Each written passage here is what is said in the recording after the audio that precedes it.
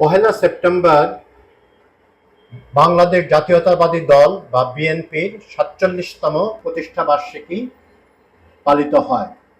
এই দলটি বর্তমানে বাংলাদেশের বেশ কিছুদিন ধরেই বাংলাদেশের সর্ববৃহৎ এবং সবচেয়ে শক্তিশালী রাজনৈতিক দল। দলটির প্রতিষ্ঠাতা তদানীন্তন রাষ্ট্রপতি, পরবর্তীকালে শহীদ রাষ্ট্রপতি জিয়াউর রহমান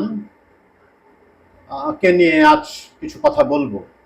জিয়াউর রহমান বাংলাদেশের ইতিহাসের একজন ইউনিক এবং ব্যতিক্রমী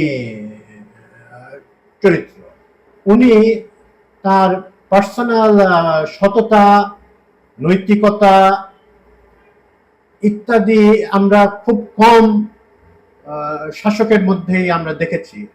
একেবারে যদি বহু বছর আগের থেকে চিন্তা করি, তারপরেও খুবই কম মানুষের ভিতরে এরকম তার যে বিশেষ চারিত্রিক বৈশিষ্ট্যগুলো আমরা লক্ষ্য করেছি।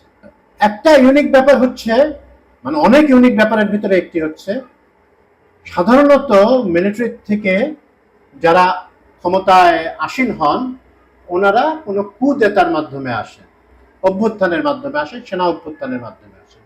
জিয়াউর রহমান এভাবে আসেননি। উনি সিপাহী জনতার বিপ্লবের মাধ্যমে ১৯৭৫ সালে ৭ই নভেম্বরে উনি রাষ্ট্র পরিচালনার দায়িত্ব নেন। একটা প্রেসিডেন্ট ছিলেন, বাট মূল ক্ষমতা কেন্দ্রে জিয়াউর রহমান ছিলেন। ওই ৭ই নভেম্বর থেকে কিছুদিন লেগেছে ওনাকে প্রতিষ্ঠা করতে, নিজেকে প্রতিষ্ঠিত করতে, কিন্তু ওই দিন থেকে আমরা ধরে নিতে পারি জিয়াউর রহমান বাংলাদেশ রাজনীতির কেন্দ্রীয় চরিত্র হিসেবে এবং শাসক হিসেবে প্রতিষ্ঠিত হন। উনি কোন রকম ষড়যন্ত্র করে, মানুষ খুন করে উনি ক্ষমতায় আরোহণ করেন নাই। বাংলাদেশ সেনাবাহিনীর দেশপ্রেমিক যে অংশটা, তারা বিভিন্ন দেশি বিদেশি চক্রান্ত নস্যাৎ করে ওনাকে বন্দিদশা থেকে মুক্ত করে এবং উনি ক্ষমতা গ্রহণ করেন। তো উনি আবার সমাজতন্ত্রীদের পাতা ফাঁদেও পা দেননি। উনি বুঝতে পারেন যে বাংলাদেশের জন্য একটা লিবারাল ডেমোক্রেসি দরকার এবং এই উগ্র লেফটিস্টদের হাতে এই দেশকে পড়তে দেওয়া যাবে না। সময় প্রয়োজনে ওনাকে কিছু কঠোর ব্যবস্থা গ্রহণ করতে হয়। এবং একটা কথা বলা হয়ে থাকে যে কর্নেল তাহেরের লোকজন তাকে মুক্ত করে সেনাবাহিনীর সাধারণ সদস্যরা। এখানে গণবাহিনীর, জাসদের গণবাহিনীর বা তথাকথিত বিপ্লবী সৈনিক সংস্থা তেমন কোনো ভূমিকা ছিল না। এবং তাহের জিয়ার কাঁধে ভর করে মসনদে আরোহণ করতে চেয়েছিলেন বা তার দলকে ক্ষমতায় আসীন করতে চেয়েছিলেন। জিয়াউর রহমান সেটা ব্যর্থ করে দেন তার সহযোগী অফিসার এবং জনগণকে সাথে নিয়ে। রাজনীতিতে যে একটা ভঙ্গুর অবস্থা ছিল সেই এবং খুবই বাজে একটা পরিস্থিতি ছিল আমাদের বাকশাল গঠনের পর থেকে। পুরো আওয়ামী লীগ আমলটাই ৭২ থেকে ছিল। বাকশাল গঠনের পরে কোনো আশাই ছিল না, আশা ভরসা সব দেশে শেষ হয়ে গেল। উনি লিবারাল ডেমোক্রেসির পথে, গণতন্ত্রের পথে বাংলাদেশকে ফিরিয়ে আনেন। উনি ট্রেনের ট্র্যাকে তুলে দেন বাংলাদেশের গণতন্ত্রকে। উনি এমনকি আওয়ামী লীগ নিজেকে নিষিদ্ধ করে দিয়েছিল, শেখ মুজিব নিজের পার্টিকে নিষিদ্ধ করে দিয়েছিল।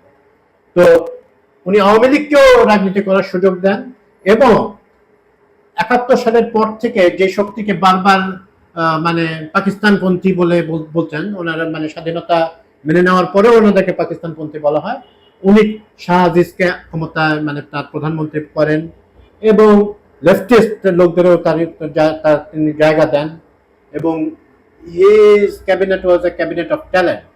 তো গণতন্ত্র প্রতিষ্ঠায় বাংলাদেশের যদি এক ব্যক্তির বলতে হয় অবদান, সেই ব্যক্তিটা হচ্ছে শহীদ রাষ্ট্রপতি জিয়াউর রহমান। একজন যদি একজনকে আমাদের সিলেক্ট করতে হয় তাহলে ওনার নামটাই বলতে হয়। বাংলাদেশের অর্থনীতিতেও তার অবদান অতুলনীয়।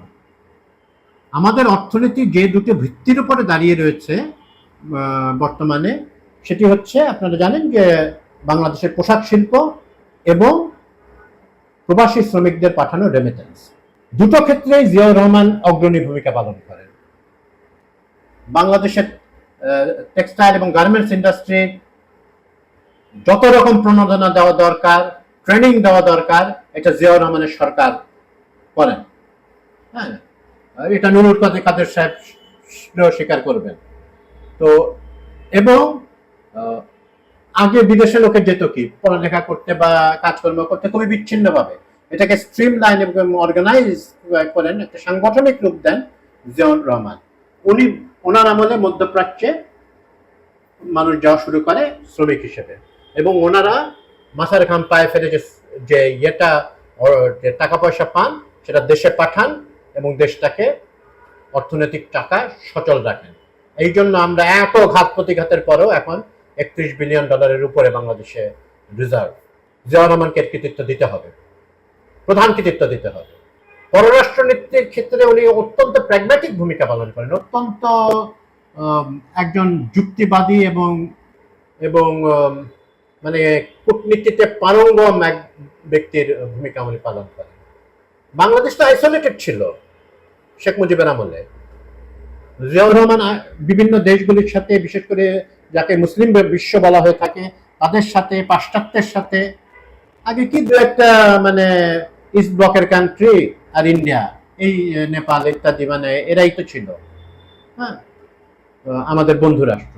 উনি সকল এই বন্ধুত্বের হাতটা প্রসারিত করেন এবং বিভিন্ন জায়গায় ওনার দাওয়াত পেতে থাকেন, এবং বাংলাদেশে বিভিন্ন বিরাট মাপের রাজনৈতিক ব্যক্তিত্বরা আসতে থাকেন। ইয়াসির আরাফাত থেকে আহমেদ সেকুতুরে অনেকেই বাংলাদেশে আসেন। উনিও বিভিন্ন দেশ ভ্রমণ করেন, ইউএনের জন্য উনি ইউএনে যান এবং উনি যে সাক্ষাৎকারগুলো দেন ব্রিলিয়ান্ট।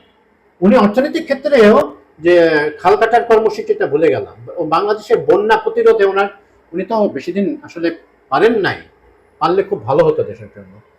উনি খাল কাটার কর্মসূচি নেন, আওয়ামী লীগ বলতো তখনও বলতো যে খাল কেটে কুমির আনবেন। এই খাল কাটা কর্মসূচি পূর্ণাঙ্গভাবে বাস্তবায়িত হলে বাংলাদেশের বন্যা সমস্যার অনেক সমাধান হতে পারত। ওনার আইডিয়া ছিল আল থাকবে না, হ্যাঁ, জমির ভিতর যে আল থাকে, বাউন্ডারি ডিমার্কেশন, ওগুলো উনি উঠিয়ে দেওয়ার কথা চিন্তা করেছিলেন। এই আইলটা পুরো বাংলাদেশের হাজার হাজার একর জমি আমাদের হাতে থাকতো উনি যদি বাস্তবায়িত করতে পারতেন। জায়গাটা বাস্তবায়িত হয় নাই, কিন্তু একটা ভিশনারি চিন্তা যে ওনার ভিতর ছিল, এটা নিয়ে তো আর কোনো প্রশ্নের অবকাশ থাকে না। তো বাংলাদেশের গণতন্ত্র, বাংলাদেশের অর্থনীতি এবং একটি চমৎকার পররাষ্ট্রনীতি, এটা জিয়াউর রহমানের আমলে এর বীজ পতিত হয়। জিয়াউর রহমান কোন রকম নত যেন পররাষ্ট্রনীতিতে বিশ্বাসী ছিলেন না। উনি যখন রোহিঙ্গাদের পাঠানো হয় তখন উনি যেভাবে ডিল করেছিলেন সিচুয়েশনটা রিমার্কেবল, এবং ভারতের এখানেও উনি কখনোই নত যেন হন নাই। এই যে কাদের সিদ্দিকী খুব বড় বড় কথা বললেন, হ্যাঁ আমি 9 মাসে ওনার অবদানকে সম্মান জানাচ্ছি, কিন্তু উনি তো দেশের বিরুদ্ধে যুদ্ধ করেছেন। তার বাহিনীর হাতে বাংলাদেশ সেনাবাহিনীর সদস্য এবং বিডিআরের সদস্যরা নিহত হন, ওটাও উনি দমন করেছিলেন জিয়াউর রহমান। এবং এক পর্যায়ে তার কূটনৈতিক সাফল্যের কারণে এবং অনেকটা ইন্দিরা গান্ধীর বদলে মোরারজি দেশাই আসার কারণে এই কাদের বাহিনীকে সব সাপোর্ট দেওয়া বন্ধ করে দেয় ইন্ডিয়া। উনি একজন অসাধারণ এক চরিত্র, এবং ওনার নানা রকম সমালোচনা হবে, যে মানুষ কাজ করে তার সমালোচনা হবে, কিন্তু প্লাস মাইনাস করলে প্লাসটা অনেক বেশি। জিয়াউর রহমানের ওনার বিরুদ্ধে বহু ষড়যন্ত্র হয়েছে, অনেকগুলো কু হয়েছে, উনি সফলভাবে সেগুলো নেগোসিয়েট করেছেন। দুর্ভাগ্যক্রমে উনি শেষ পর্যন্ত ওনাকে নিহত হতে হয়। হ্যাঁ, কিছু মুক্তিযোদ্ধা অফিসার, এই মুক্তিযোদ্ধারা বঞ্চিত এরকম ধোয়া তুলে লোক তাকে হত্যা করে। এখানে বিদেশি শক্তির ষড়যন্ত্রও থাকতে পারে। জেনারেল মঞ্জুরের সাথে তো তার একসময় ভালো সম্পর্ক ছিল। যাই হোক, জেনারেল মঞ্জুর তো ঘৃণিত চরিত্র হিসেবে থাকবেন। উনি মুক্তিযুদ্ধে যেই অবদানে অসাধারণ অবদান ছিল, তার পরবর্তীতে একটা প্রেসিডেন্টকে হত্যা করার মাধ্যমে তার সব অবদান নালিফাই হয়ে গেছে। জিয়াউর রহমানকে একটা স্যালুট জানিয়ে আমরা শেষ করছি।